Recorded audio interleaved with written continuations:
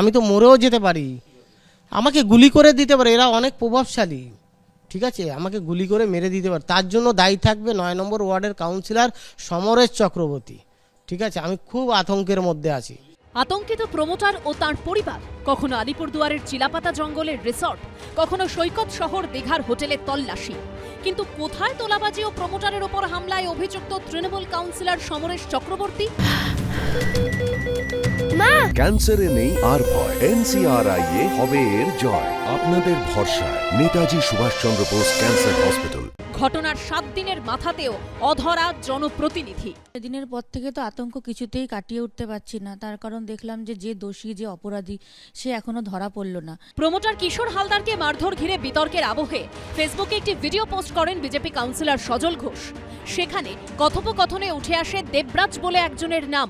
তুমি একটু কম করো, 21 লাখটা চাপ হয়ে যাচ্ছে না, তুমি বলো। কাজ করো, বলো।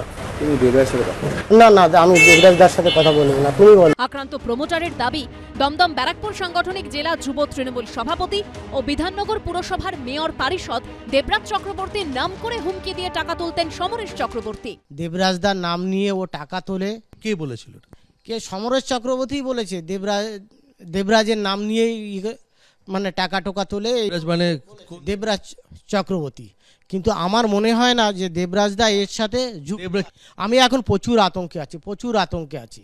আমার ছোট ছোট দুটো বাচ্চা আছে, আমি খুবই আতঙ্কের মধ্যে আছি যে কেন এখনো পর্যন্ত এ গ্রেপ্তার হলো না। কারুর না কারুর কোনো জায়গা থেকে পুলিশের উপরেও হয়তো প্রেশার আছে, ঠিক আছে।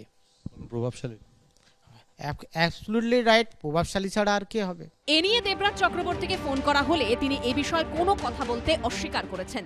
বিষয়টা হচ্ছে তৃণমূলের কর্মসূচি ওই কাউন্সিলর রূপায়িত করেছিলেন প্রমোটারকে মেরে।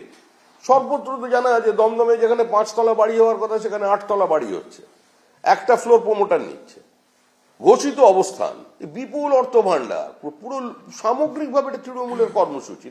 আইনের পথে চলবে, পুলিশ প্রশাসন দেখছে, ওই নিয়ে কোনো মন্তব্য করব না। কাউন্সিলরের ঘনিষ্ঠ বলে পরিচিত দুজনকে গ্রেপ্তার করা হলেও মূল অভিযুক্ত তৃণমূল কাউন্সিলরের এখনো কোনো খোঁজ নেই। ফেরার এফআইআর এ নাম থাকা গোবিন্দ দাসও। অভিযোগকারী প্রমোটারের অভিযোগ যে হামলার সময় তৃণমূল ছাত্র পরিষদ কর্মী গোবিন্দ দাসই তাকে প্রথম মারধর করেছিল। আমরা এই মুহূর্তে এসেছি গোবিন্দ দাসের বাড়িতে। বারবার বাড়িতে ডাকাডাকি করা হলেও কেউ সাড়া দেয়নি। চিন্টুদার সাথে থাকে, হ্যাঁ, সমরেশদার সাথে থাকে। আক্রান্ত প্রমোটারের অভিযোগ, আইন মেনে নির্মাণ কাজ করলেও তার কাছে 50 লক্ষ টাকা দাবি করেন বিধাননগর পুরসভার 9 নম্বর ওয়ার্ডের তৃণমূল কাউন্সিলর সমরেশ চক্রবর্তী। 23 লক্ষ টাকা দিয়েও দেন, বাকি টাকা না দেওয়ায় জোর করে কাজ বন্ধ করে দেওয়া হয় বলে অভিযোগ। পরে ফের কাজ শুরু করায় তৃণমূল কাউন্সিলরের অনুগামীরা তাঁকে বেধড়ক মারধর করে বলে অভিযোগ।